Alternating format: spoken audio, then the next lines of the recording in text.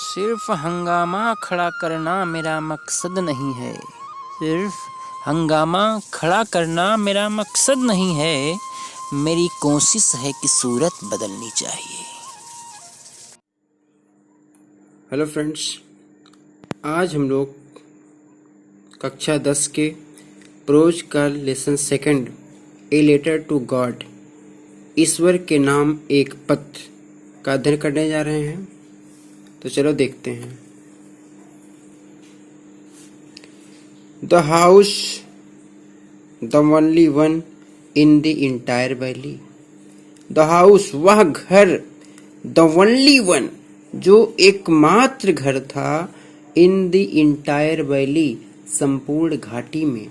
वह घर जो संपूर्ण घाटी में एकमात्र घर था,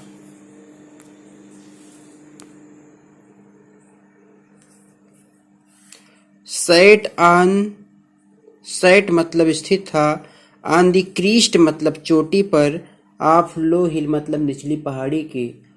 वह निचली पहाड़ी की चोटी पर स्थित था। वह घर जो संपूर्ण घाटी में एकमात्र घर था, वह निचली पहाड़ी की चोटी पर स्थित था। From his height, from his height यानी कि पहाड़ी की चोटी पर स्थित था। तो उस घर से मतलब जितनी ऊंचाई पर वह घर स्थित था उसके बारे में बता रहा है। फ्रॉम इट्स हाइट, उस घर की ऊंचाई से, वन मतलब कोई व्यक्ति, कुड सी मतलब देख सकता था, द रिवर मतलब नदी को। उस घर की ऊंचाई से कोई व्यक्ति नदी को देख सकता था, and river and the field of ripe corn, और पके हुए फसल के खेतों को देख सकता था। डॉटेड, जो हल्का फुल्का इधर उधर कहीं कहीं पर, विद द फ्लावर्स फूल लिए हुए था, जिसमें कहीं कहीं पर फूल भी लगे हुए थे। दैट, जो कि, ऑलवेज मतलब सदैव, प्रॉमिस्ड मतलब उम्मीद जगाते थे, गुड हार्वेस्ट मतलब अच्छी फसल देने की। पूरा देखते हैं। वह घर जो संपूर्ण घाटी में एकमात्र घर था, वह घर जो संपूर्ण घाटी में एकमात्र घर था, वह घर जो संपूर्ण घाटी में एकमात्र घर था, वह निचली पहाड़ी की चोटी पर स्थित था। उस घर की ऊंचाई से कोई व्यक्ति नदी को देख सकता था, हल्के हल्के फूल लगे हुए पके हुए फसल की खेतों को देख सकता था, जो सदैव अच्छी फसल देने की उम्मीद जगाते थे। The only things the earth needed, the only things एकमात्र चीज की आवश्यकता थी, द अर्थ नीडेड पृथ्वी को एकमात्र चीज की आवश्यकता थी, वाज ए डाउनपोर, कम से कम हल्की बरसात की, आर एटलीस्ट शावर या भारी बरसात की। डाउनपोर का मतलब होता भारी बरसात, शावर का मतलब होता हल्की फुहार। The only things the earth needed, पृथ्वी को जिस एकमात्र चीज की आवश्यकता थी, वो एक भयानक वर्षा या हल्की फुल्की फुहार की आवश्यकता थी। Through out the morning, through out मतलब पूरे, द मॉर्निंग मतलब सुबह। थ्रू आउट द मॉर्निंग पूरे सुबह, लेंचो, वह Lencho, who knew his field intimately, who मतलब जो, न्यू मतलब जानता था, हिज फील्ड मतलब अपने खेतों को, इंटीमेटली मतलब बड़ी ही घनिष्ठता से, बड़े ही निकटता से। लेंचो जो अपने खेतों को बहुत ही करीब से जानता था, बहुत घनिष्ठता से देखता था। थ्रू आउट पूरे सुबह, हैड डन नथिंग कोई भी काम नहीं किया था, इल्स बट सीन सिवाय देखने के, दी स्काई मतलब आसमान को, टुवर्ड द नॉर्थ ईस्ट उत्तर पूर्व के। लेंचो जो अपने खेतों को बड़ा प्रेम करता था, उसने पूरे सुबह उत्तर पूर्व की तरफ के आसमान को देखने के सिवाय कोई और काम नहीं किया था। पूरा देख लेते हम लोग।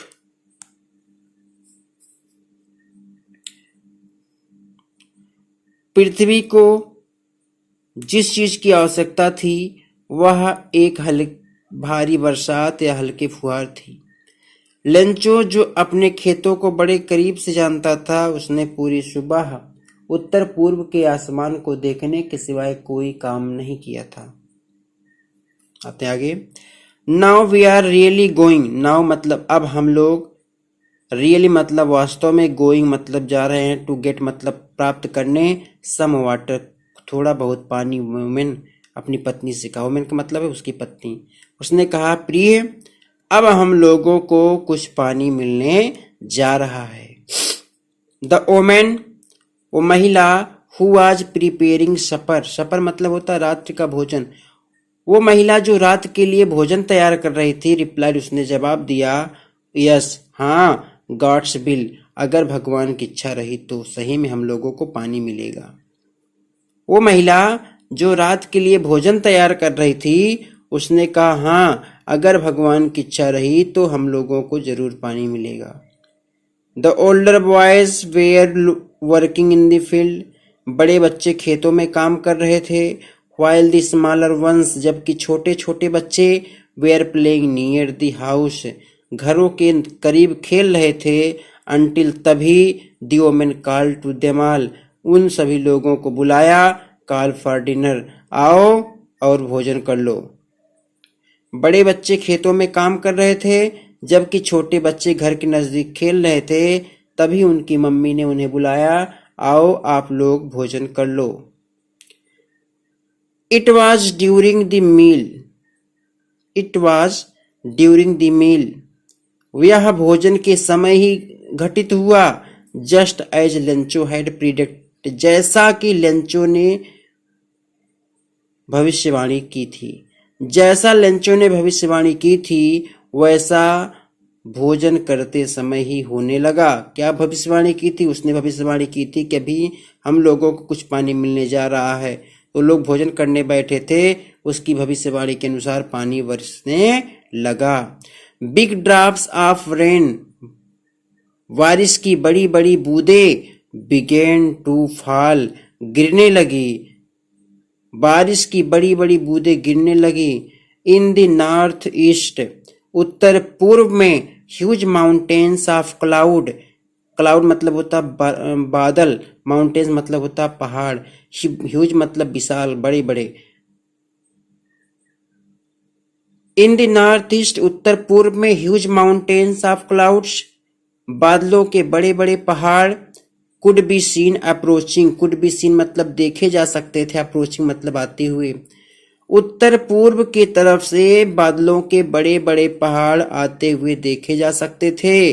The air was fresh and sweet, हवा मधुर थी और ताजगी से भरपूर थी। हवा मधुर और ताजी थी। पूरा हिंदी क्या हो जाएगा?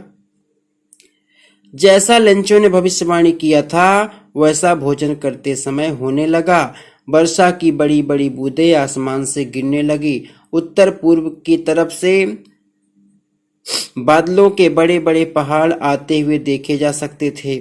हवा काफी मधुर और ताजी थी। आगे देखते हैं।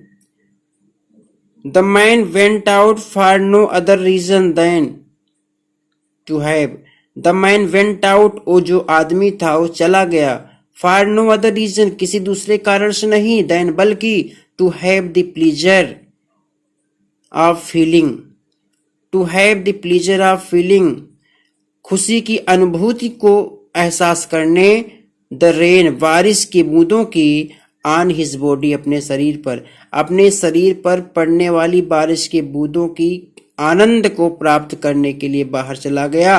And when he return he exclaimed, और जब वो वापस लौटा तो खुशी के मारे चिल्ला पड़ा। वह आदमी बारिश की बूंदों के आनंद को अपने शरीर पर महसूस करने के लिए बाहर चला गया और जब लौटा तो खुशी से चिल्ला पड़ा। These are not rain drops, ये बारिश की बूंदें नहीं है, फ्रॉम द स्काई, आसमान से गिरने वाली, ये आसमान से गिरने वाली बारिश की बूंदें नहीं हैं। दे आर न्यू कॉइन्स, ये तो नए नए सिक्के हैं। The big drops are 10 cent, बड़े बड़े 10 सेंट के हैं एंड लिटिल वंस आर 5 और छोटे छोटे 5 सेंट के हैं।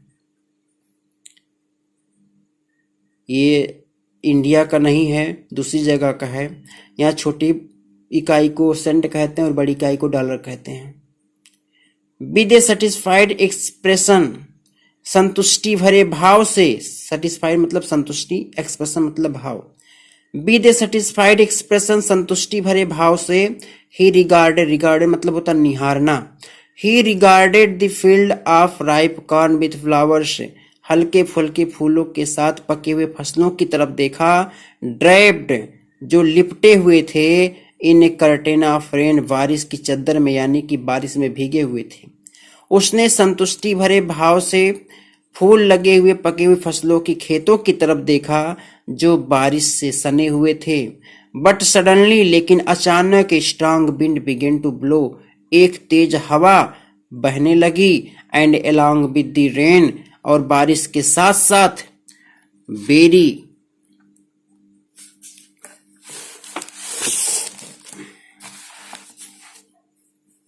लार्ज हेल स्टोन्स, बहुत बड़े बड़े पत्थर, बिगेन टू फॉल, गिरने लगे।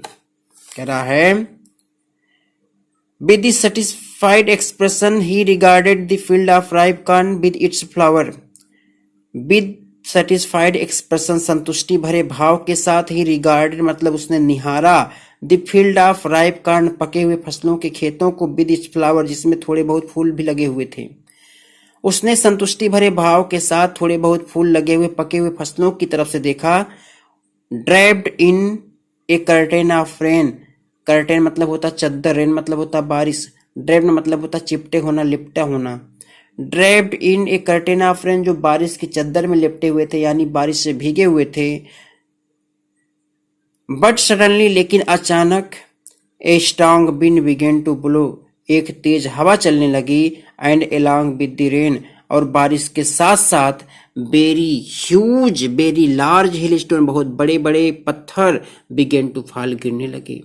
और तेज हवा के साथ बारिश होने लगी और बारिश के साथ बड़े बड़े पत्थर गिरने लगे।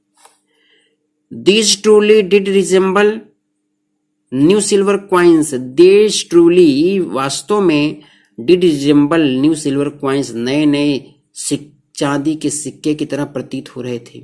ये ओले नए चांदी के सिक्कों की भांति प्रतीत हो रहे थे। द बॉयज, उस किसान के लड़के, एक्सपोजिंग देमसेल्फ, अपने कपड़े उतार दिए, टू द रेन, बारिश में, रैन आउट टू कलेक्ट, और दौड़ पड़े, द कलेक्ट मतलब इकट्ठा करने के लिए, द फ्रोजन पल्स, उस जमे हुए मोतियों को। यहाँ ओलों को जमा हुआ मोती कह रहा है। किसान के लड़के अपने कपड़े निकालकर बारिश में दौड़ने लगे। क्यों दौड़ने लगे? उन जमे हुए मोतियों को इकट्ठा करने के लिए। उस किसान के लड़के उन जमे हुए मोतियों को इकट्ठा करने के लिए अपने कपड़े निकालकर बारिश में दौड़ने लगे। आगे देखिए किसान क्या सोच रहा है। इट्स रियली गेटिंग बैड, वास्तव में ये बहुत बुरा हो रहा है। एक्सक्लेम्ड द मैन, वह आदमी आश्चर्य से चिल्लाया। वह आदमी आश्चर्य से चिल्लाया, ये बड़ा गलत हो रहा है। आई होप, मुझे आशा है, इट पास्ट क्विकली, यह भी जल्दी समाप्त हो जाएगा। लेकिन मुझे आशा है, मुझे ऐसा लगता है कि ये सब अभी जल्दी ही समाप्त हो जाएगा। It did not pass quickly, लेकिन उसकी आशा के अनुसार काम नहीं हुआ। ए ओले, बारिश और हवाओं का चलना जल्दी खत्म नहीं हुआ। फॉर एन आवर, 1 घंटे तक, द हेल रेन्ड, ओले पड़ते रहे, ऑन द हाउस, घरों पर, द गार्डन, बगीचों में, द हिल साइड, पहाड़ी की तरफ, द कॉर्नफील्ड, पके हुए फसलों पर, ऑन द होल वैली, संपूर्ण घाटी में। कह रहा है ये बारिश, तूफान, ओलों का पड़ना जल्दी खत्म नहीं हुआ। 1 घंटे तक घरों पर, बगीचों में, पहाड़ी की तरफ, खेतों में और संपूर्ण घाटी में ओले पड़ते रहे। द फील्ड वॉज व्हाइट, खेत एकदम से सफेद हो गए थे। As if covered with salt, मानो कि उन्हें नमक से ढक दिया गया हो। Not a leaf remained on the trees, पेड़ों पर एक भी पत्तियां नहीं बची थी। The corn was totally destroyed, फसल पूरी तरह से बर्बाद हो गए थे। The flowers were gone from the plants, पौधों से फूल चले गए थे। Lencho's soul was filled with sadness, Lencho की आत्मा दुख से भर गई। When the storm had passed, जब तूफान समाप्त हुआ, he stood in the middle of the field, तो वह खेत के बीचों बीच खड़ा हो गया। And said to his son, और अपने बेटों से कहा। पूरा हिंदी देखते हैं। बारिश, तूफान और ओलों का पड़ना जल्दी खत्म नहीं हुआ। लगभग 1 घंटे तक घरों पर, बगीचों में, पहाड़ी की तरफ, खेतों में और संपूर्ण घाटी पर ओले पड़ते रहे। पूरा का पूरा खेत सफेद हो गया था, मानो कि उन्हें नमक से ढक दिया गया हो। पेड़ों पर एक भी पत्तियां नहीं बची थी। फसल पूरी तरह तबाह हो गए थे। पौधों से फूल चले गए थे। लेंचो की आत्मा दुख से भर गई।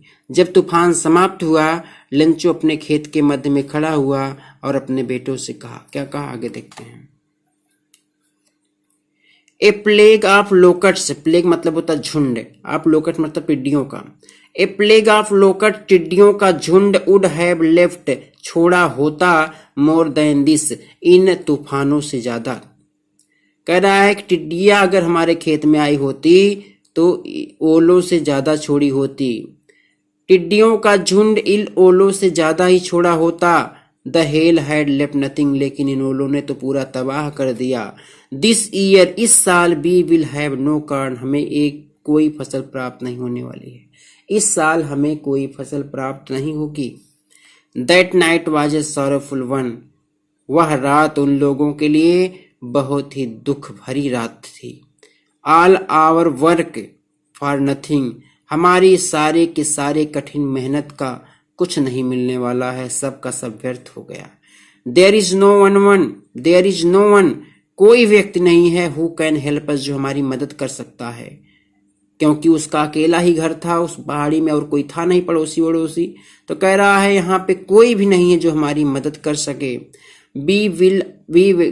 We shall all go hungry this year, हम सभी लोगों को इस साल भूखा रहना होगा। But in the heart of all who lived in that solitary house in the middle of the valley, कह रहा but in the hearts of all, लेकिन उन सारे लोगों के हृदय में, कौन से सारे लोगों के हृदय में, हु जो लोग रहते थे, इन द सोलिटरी हाउस अकेले घर में, इन the middle of the valley घाटी के मध्य में, लेकिन घाटी के मध्य में बने हुए अकेले घर में रहने वाले सभी लोगों की आत्मा में देयर वाज सिंगल होप, एक आशा थी। कौन सी आशा थी? हेल्प फ्रॉम गॉड, कि हमारी मदद परमेश्वर जरूर करेगा। लेकिन उस घाटी के मध्य में बने हुए अकेले घर में रहने वाले सभी लोगों के हृदय में एक आशा थी कि हमारी मदद ईश्वर जरूर करेगा। डोंट बी सो अपसेट, इतना परेशान मत हो जाओ। इवन दो, यद्यपि this seems like a total loss, ये सब कुछ संपूर्ण क्षति हो गई है, सब कुछ खत्म हो गया है।